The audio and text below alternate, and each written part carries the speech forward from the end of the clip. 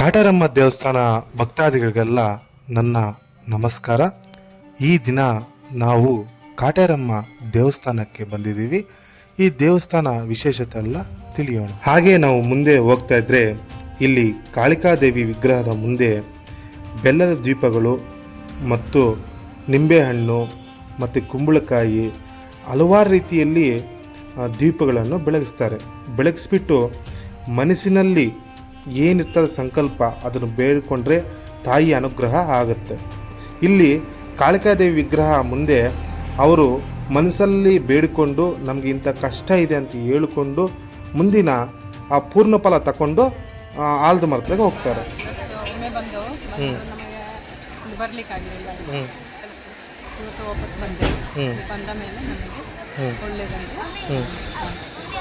ಇಲ್ಲಿ ಜೋಡಿ ಆಲ್ದ ಮರ ಮಧ್ಯದಲ್ಲಿ ನವದುರ್ಗೆಯರು ಒಂದು ಸ್ಥಾನ.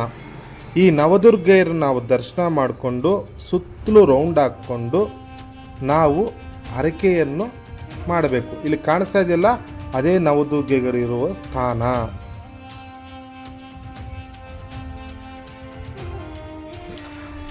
ಕಾಟೇರಮ್ಮ ದೇವಸ್ಥಾನದ ಹತ್ರ ಗೋಶಾಲೆ ಇದೆ.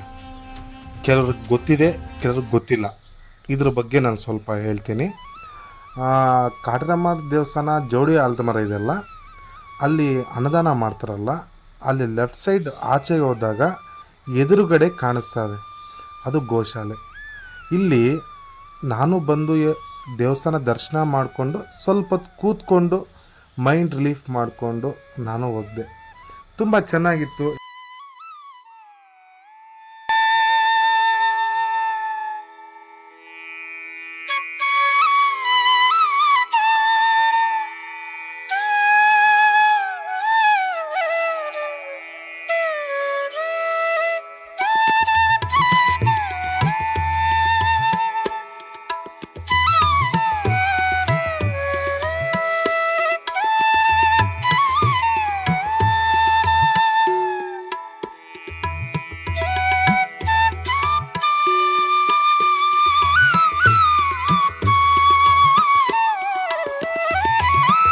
ಇಲ್ಲಿ ಮಕ್ಕಳೆಲ್ಲ ಆಡ್ಕೊಳ್ಳೋಕ್ಕೆ ತುಂಬ ಚೆನ್ನಾಗಿದೆ.